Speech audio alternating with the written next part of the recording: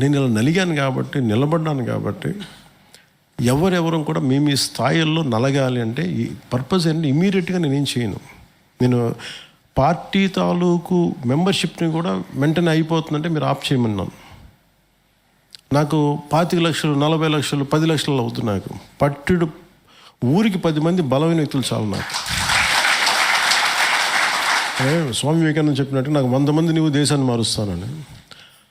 మనం అంత పెద్ద మాటలు మనం మాట్లాడకూడదు కాబట్టి నేను కనీసం ఒక 10 మంది, నా ఊరి కోసం 10 మంది, నా ఊరి కోసం నేను, ఇట్లాగా ఒక 10 మంది, ఒక వార్డుకి 10 మంది, ఇట్లాగా ఫస్ట్ మనం దాంతో ఐడెంటిఫై చేసుకొని చాలా లేయర్డ్ మెంబర్షిప్ చేద్దాం.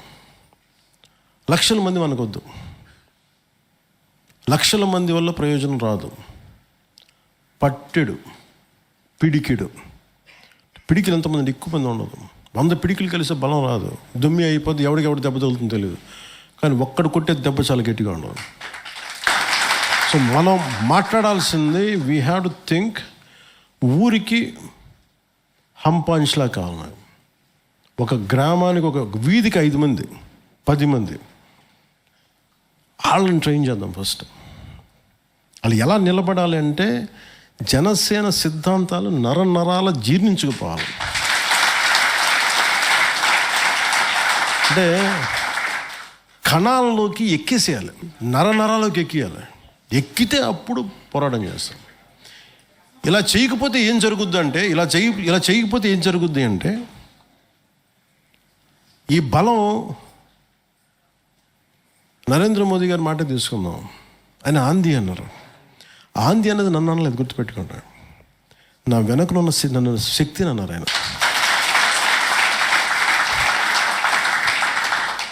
మేబీ దాంట్లో ఆ సెంటర్ పాయింట్లో ఉన్నానేమో, కానీ నా చుట్టూ తిరుగుతున్న వ్యక్తుల సమూహాన్ని చూసి, ఓ ఇదే ఎనర్జీని మీరు నీళ్ళలో కరెంట్ ఉంటుందంటారు, నదుల్లో కరెంట్ ఉంటుంది, గాలిలో కరెంట్ ఉంటుంది. కానీ దానికి టర్బైన్ పెడతాం, ఒక విండ్ టర్బైన్ పెడతాం, లేదంటే కూర్చోబెట్టి డ్యామ్లో ఒక ప్రాజెక్ట్ కడతాం, ఒక డ్యామ్ అడ్డు కట్టేస్తాం.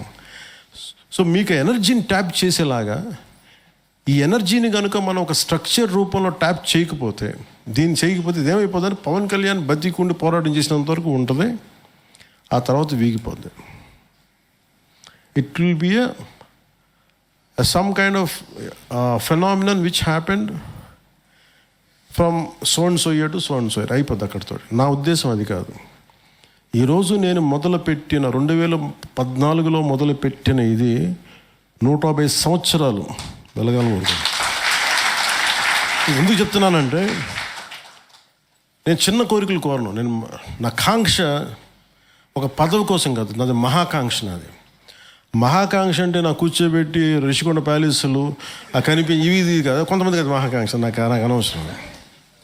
లేదంటే పదవులు ఏం చేసుకుంటాం, నా పిల్లలకి ఏం కావాలి, సినిమాల ద్వారా సంపాదించుకుని వాళ్ళకి ఇస్తాను, అంతే. నేను చేయగలిగేదల్లా మన నేలకి ఏం చేయగలం. నేల అంటే నాకు దేశం,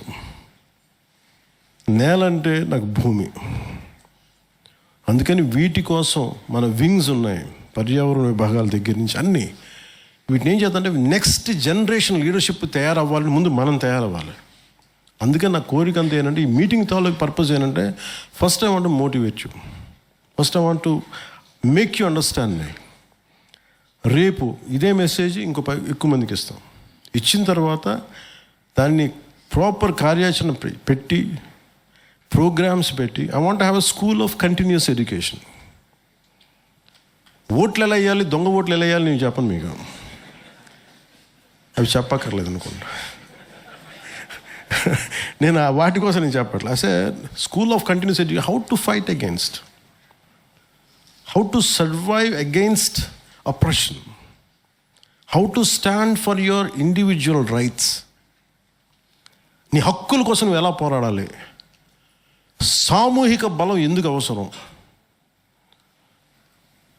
గత ప్రభుత్వంలో ఉండే పార్టీ వాళ్ళు ఎందుకు భయపడతామంటే, అందరూ వాళ్ళ దగ్గర గుండాలు ఉన్నారండి, వాళ్ళ దగ్గర రౌడీలు ఉన్నారండి, పొడి చేస్తారని. అంటే నేను మీకు ఇదే చెప్పాను అందరికీ. వాళ్ళు తిప్పి కొడితే 10,000 మంది ఉన్నారా రౌడీలు, 5 కోట్ల మంది జనం. ఇన్ని ప్రతి పార్టీ ఏం చెప్పుకుంటుంది, మాకు 2 లక్షల మంది ఉన్నారు, 2 లక్షల మంది. ఈ ఉండి ప్రయోజనం ఏంటి? ఒక 100 మంది ఉన్న గుండాలు ఉన్న ఒక పార్టీకి భయపడతారు ఎవరైనా? జగన్నాథ రథ చక్రాలు నలిపేద్దా? అది కదా కావాలి. నాకేముందంటే ఐ వాంట్ జనసేన నాయకుడు కానీ, జన సైనికుడు కానీ, సైనికుడు ఎందుకు పెట్టాను, జనసేన అని ఎందుకు పెట్టానంటే, ఈ దేశంలో పోరాట పట్టుకుని చంపేశారు అందరూ, స్ఫూర్తిని చంపేశారు అందరూ. శాంతి వచనాలు, ఈ చెంప కొడితే ఈ చెంప కొట్టి కొట్టండి పర్లేదు, కొంచెం కొట్టిన తర్వాత వెనక్కి కూడా తిరిగి కొట్టండి. ఎప్పుడు శాంతి వచనాలు పలకాలి, ఎప్పుడు హితవచనాలు చెప్పాలి, ఎప్పుడు పోరాటం చేయాలి, ఆ తేడా మర్చిపోయారు అందరూ.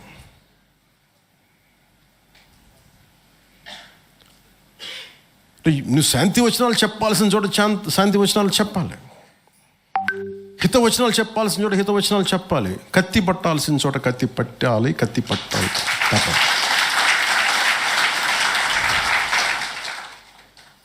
అలా కాకుండా మనం కూర్చోబెట్టి అలగకూడదు. పార్టీల్లో ఎవరి మీద అలుగుతాం? నేను చాలామంది మన వాళ్ళందరికీ చెప్పాను, మీరు ఉంటే బాగుంటుంది, పోరాటం చేసి. సడన్గా ఎన్నికల సమయంలో అందరూ వెళ్ళిపోయారు బయటికి. నేనేం చేస్తాను, మీ కర్మను వదిలేశాను. నేను చెప్పా, ఉంటే ఉన్న చోట తవ్వితే ఏదైనా వస్తాయి, కానీ మీరు అన్ని చోట్ల ఒకసారి ఒకటి కర్మ కదా, నా కర్మ ఏంటి, నేను ఉన్న చోట తవ్వుతూ ఉంటారు కదా. 15 నెలలకు కానీ వచ్చినపాటి ఒక చేత నీళ్ళు దొరికినాయి ఈరోజు జనసేనకి, చిన్న బకెట్ నీళ్ళు. అసలు అలా కాకుండా 5 సంవత్సరాలకి ఏం కావండి చెప్తాడు. నువ్వేం ప్రతి ఒక్కడు ఏం కాబట్టి వాడు అనుభవంతో చెప్తాడు. నేనేమనుకుంటాను, నీ అనుభవం ఎంత, అది నీ అనుభవంతో నన్ను కొలవకండి. మన అనుభవాలతోటి ఆయన ఒక డాక్టర్ గారిని ఎక్కడ కొలవగలను? మీరు వల్ల కాదండి రిపోర్టు, ఉద్దానికి కిడ్నీ రిపోర్ట్ మీరు చేయలేరు, దాని పరిష్కారం ఆలోచించలేరంటే, నేను నా అనుభవంతో చూస్తాను. నాకు బేబీసీలు తెలియదు మెడిసిన్ గురించి. అంటే ఎవరి తపన, ఎవరి కాంక్ష, దాన్ని బట్టి కూర్చోబెడితే ఒక పరిష్కారం. అట్లాగా we have to become a stronger network of people. అంటే మనం ఒక సమూహాన్ని ఎదుర్కోవాలంటే మనం ఇంకొక బలమైన సమూహం ఉండాలి. ఎలాంటి సమూహం ఉండాలి? సైద్ధాంతిక బలంతో, ఒళ్ళంతా రక్తంలో ఇంకిపోయిన సైద్ధాంతిక బలంతో ఉంటే మనం ఇలా చూస్తే ఆగిపోతారు. ఎందుకంటే వీళ్ళు వస్తే కొడతారు. ఫైనల్గా పాలిటిక్స్లో పిడికిలి బలం చాలా అవసరం. శాంతి వచనాలు ఎంత అవసరమో మాకు ఎలా ఉంటుందని నేను చిన్నప్పుడు, నేను మన మార్షల్ ఆర్ట్స్ నేర్చుకుంటున్నప్పుడు ఇలా ఉంటుంది నా గోల్. ఏది మన లేదు, దానికి సంబంధించిన ఒక దేవత ఉంటుంది, జపనీస్ గాడెస్ అనుకోండి. ఆవిడ ఇట్లా ఉంటుంది. ఏంటంటే నువ్వు ఆగు, లేదని దెబ్బపడతాను. సో మనం మనం సైద్ధాంతిక బలంతో మాట్లాడాలి, పద్ధతిగా మాట్లాడాలి, సంయమనం పాటించాలి, మనం నిలబడాలి, మనతో పాటు ఆధారంగా ఉన్న వాళ్ళని నిలబెట్టాలి, నిలదొక్కుకోవాలి. కానీ ఈ ప్రాసెస్లో ఇది ఒకటి జరుగుతూ ఉండాలి. అలాగే ప్రత్యర్థులు పిచ్చిగా మాట్లాడితే ఏ మాత్రం సందేహం లేకుండా అవసరం అయితే తట్టుకునే శక్తి కూడా కావాలి, తప్పదు. ఎందుకంటే ప్రజాస్వామ్యాన్ని పరిరక్షించాలంటే బలవంతుడే పరిరక్షించగలడు. మమ్మల్ని తెలంగాణ బోర్డర్లు ఆపేస్తే అంతేలేండి, కష్టం, మమ్మల్ని ఆపేసరికి మేము వెళ్ళిపోతామండి, చూసుకుంటాం. వాళ్ళు చెప్పకూడదు, కన్నీళ్ళు పెట్టుకొని నిరూపించి ఓకే అట్స్ ఫైన్, బ్రహ్మానంద గారు చెప్పకూడదు. మనం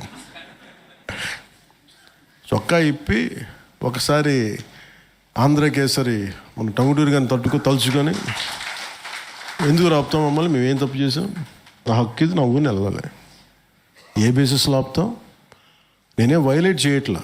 ఇంత లేకపోతే అడ్డమైన ప్రతి రౌడీ, ప్రతి ఆకు రౌడీ మనల్ని ఏడిపించేస్తాడు. ఆడేవాడు సోషల్ మీడియాలో పెట్టేస్తాడు, బూతులు తిట్టేస్తారు. ఎలా చేయాలి? వాడు 5 ఖండాలు దాటినా మెడ పట్టుకుని లాక్కొచ్చేంత శక్తి మనకు కావాలి. అంటే వాడు ఎక్కడో కూర్చొని దేశాలు దాటి, సముద్రాలు దాటి కూర్చున్నా కానీ వాడికి భయం వేయాలి, వీళ్ళు రీచ్ అవుట్ అయిపోతారని. ఎంత బలంగా లేకపోతే మనల్ని నలిపేస్తారు. ఇది మీకు ఆబ్జెక్టివ్, ఇది గోల్ అవ్వాలి. అందుకని అది అవ్వాలంటే మనం చాలా బలపడాలి. మనం బలపడాలంటే మనం కొట్లాడుకుని మనల్లో మనం కలహించుకుంటే సరిపోదు. ఉంది కదా, వీర మహిళ అంటే మీరు వీర మహిళగా ఉండకూడదు, ఆగకూడదు. వీర మహిళ అనేది మీకు కూర్చోబెట్టి give you that spirit, that's what వీర్ మహిళ. ఇంకా చెప్పాలండి, వీరత్వంతో నిన్ను ఆడపడచ్చు.